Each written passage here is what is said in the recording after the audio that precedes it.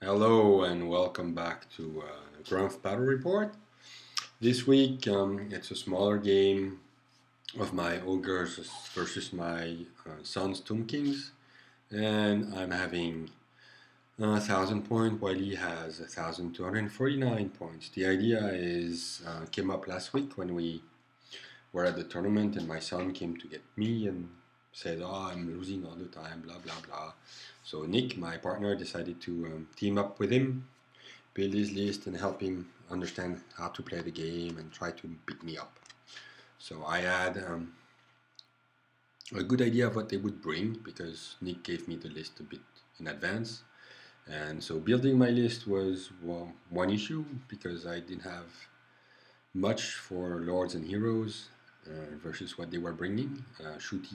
A very shooty list. I knew that, and so let's jump into it, and I'll try to explain what my thinking was when I built my list. And so let's go with my army first. So from left to right, I have a saber task, 8 ogres with iron fists, a bruiser, a thunder tusk, 3 moonfriend cavalries with full command in the dragonhide banner, and another saber task. So when I saw that he was bringing, and the list that they have, is very simple. 41 skeleton archers with a champion and standard. The chariot is proxying for a cascade of soul. There's 3 sepulchral stalker that are going to come with the ambusher rule, and there's a lord, which is a leech high priest, a necrotech, and a tomb prince in the big unit, and on top of that there's a war sphinx. That's the one that's hiding behind and that's being proxied by necrosphinx. So let's go back to my list. What was my thinking when I built it? My thinking is there's going to be a big block, and in the big block I'm going to have issues because the big block will have weapon skill 5, regen, and hatred. So I need to crush that thing. And there's the Cascade of Soul, that's 48-inch range. I have not much that I can do with it. Like, the magic that the Ogre Kingdom comes with is not very good at that. So I'm like, okay, let's take 2 Saber Tasks because they will have 6 attacks. They'll strike first, and with luck, they'll kill the Tomb Guards on the Cascade, and that will be my day. Then I had built my list with 6 Iron Guts and a Pennant, Leech Pennant, which gives them a 6+ against ward save against what I was against. But I thought, yeah, I'd rather go with Ogres because then I get 6 more wounds and then I can survive longer. And for my hero level character, it was a choice between either a bruiser or a butcher, and the butcher would have like 1 spell, so against a level 4 that I know I was going to be against, I'm like, it won't make much of a difference. And usually I bring my Iron Blaster at a game because it's really nice, but since last week I don't find it so nice against big blocks, because until last week when I was firing grape shots at a big block, I was just wounding. I wasn't trying to hit. It makes a big difference. So I decided to finish one of the models that I've been constructing for the last 6 months, which is a Thunder Tusk, and it's a good way for me to try the model, and I can get some training myself because it comes with a template weapon, and I know I'm going to face a block, so that's why I'm having it here. He's hiding behind the building, so he can't get shot. I've made sure that they couldn't shot on first turn at my cavalry or my ogres, and that's how I deployed. And so they've deployed. You've already seen it, but I'm going to come back to it. Cascade of Soul in the back of the table, the War Sphinx hiding behind the building, and the large units so they can all shoot there. And so the Stalker, they're not going to come until turn 2 because they are ambushers. So we roll off to see who starts, and they get first turn.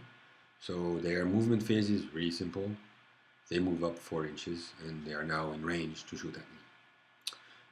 During magic, they cast the spell that number, I think it's number 4 or 5 in the lore of Nikahara, that makes my cavalry treat every terrain as dangerous. So I'm forced not to move my cavalry, because if I do, I'm going to lose half of it, and that's really not good. Then the casket, they start with the casket all the time because it's a bound spell. If it blows up, it blows up for 1 turn because it's a new mate spell. That thing is so good. So they target my main ogre unit with shooting and with magic, and so they on themselves they put up the doubling the number of attacks. So I'm facing 41 times 2 shooting attacks from bows. Ugh, that's not good. And they have the special rule that make them easy to shoot for me easy to shoot for them. So after all that, I lose 2 ogres, and I think wounds on the other one. So I don't have time to lose. My idea is to still get the Cascade of Soul with the Saber Task. So he rushes up. My ogres rush up as much as they can, and I'm now in range for the Ruby Ring. And my Thunder Tusk comes out from behind the building so he can shoot. On the flank, I'm not moving my cavalry because I don't want my cavalry to die, and I'm moving as much as I can with my Saber Task. Magic doesn't do much because I don't get irresistible force with the ring, and shooting I kill 4 of them, but it's not much. So turn 2 now, and turn 2 they start by reforming, and now they have ranks. They are ready to get my charge. They are getting the Sepulchral Stalker out, and I think we should have rolled to see if they were coming this turn or not. I don't remember if you need to roll 2+ to get them, but we did roll for scatter, and they did scatter a bit.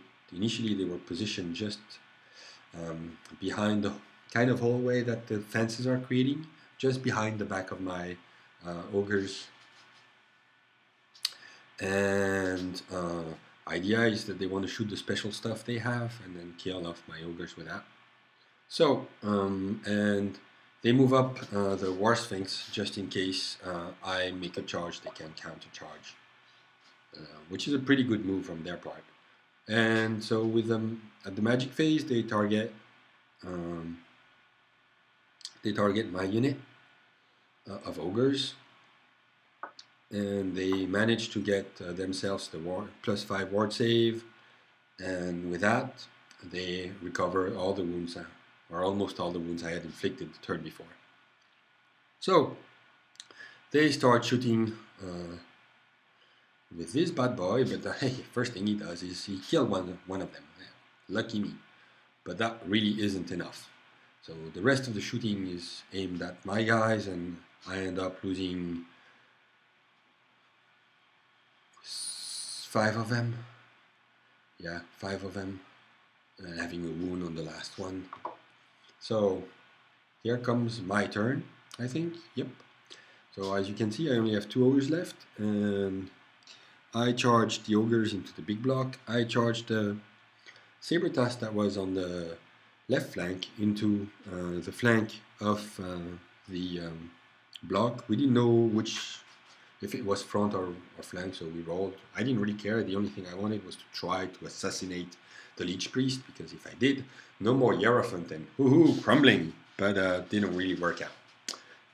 Then I moved my Thunder Task just next to my ogres, so they would have the always strikes last special rule from that. I mean, not my ogres, but the skeletons. So at least I can strike with my ogres before and see if I can get some damage. I don't know, maybe I should have charged them, but I don't know. And then I didn't shoot anything because there was nothing to shoot. The other saber task moved up. At that point, I was still thinking, let's get the casket, but hey. And I moved my cavalry as much as I could. Impact hits was kind of nice. I think I killed 3. He issues a challenge that with his champion that I accept with my champion, and I do 3 wounds to him, and he saves them with his regen rolls. I did kill him with my stomp though, but 3 wounds saved. Ha! I felt so bad. Really felt bad about the combat. What happens is my saber task dies, my bruiser dies. I had killed a few, like the necrotech, so I didn't get all the badness from the hatred, but still not enough to survive and unlucky on my saves. So in the end, I need Snake Eyes not to stay. And of course, I don't run Snake Eyes. I run a 6 and a 1. And I saw the 1. I'm like, yes, oh, have done. Oh no, 6. So nice average, but like not what I wanted. So I run like 12 inches, but they don't pursue. And this is how it looks. I'm running, and I have 2 wounds, right? I'm like almost dead, but not completely dead. They are going to stay, and they are moving in such a way that the Sepulchral Stalker are going to be able to shoot my Thunder Tusk. The War Sphinx, the War Sphinx positions itself so just to be able to flank charge me later, and then they start shooting and magic on the Thunder Task and the cavalry. I lose 1 model and more than almost a second one to that, and I lose 2 wounds, I think, on the Thunder Task, but I'm not sure. I don't really remember. So my turn. I charge everything I have in the big block. He issues a challenges with his reborn champion that I can't really not accept because I still have a champion in my how do you call that, in my unit. So I end up killing it, and that's it. I do a bunch of wounds with the thunderstorm, and I do the cat is really magnificent. It kills 3, gets no wound. So with combat res, I pop up a few more, but and that's the last image of the game. So sorry, I forgot to take images after that. But on their turn, he charged the War Sphinx on my flank, the Sepulchral Stalker in my back, and I did manage again to kill the Necrotech with my Mornfang, and then did a bunch of wounds, but clearly not enough. So I re-lost that one, and that was the end of the game. Really fun. Well, really fun. Yes, fun because I had to build my list. I tried to tailor it, but it didn't really work out. It was fun still. And yeah, at the end, I really lost. So I learned that building small ogre list is hard because the rare stuff is expensive. Units are expensive. Having no magic is really hard against a shooting list that has what the Tomb Kings have, and 25% point difference really makes a difference. I think with 250 more points, I would get like level 3 magician, and that would make a small difference. I don't think it would make much of a difference, but it would make a difference, and I would probably have done, I would have like had a few more spells like regen that would have helped a lot, but I don't think I'm not sure I would have won against that. The Tyrion was also blocking my line of sight. So I hope you enjoyed the battle report as much as I've enjoyed the game. Let me know if I can make them better, if you like them, or comment on what we forgot to play and how we forgot to play. Oh, one thing we forgot to play is the rule about the 6 inches when the Cascade of Soul fires. We never did that, and I'm glad we didn't because I would have lost probably way earlier. Thank you.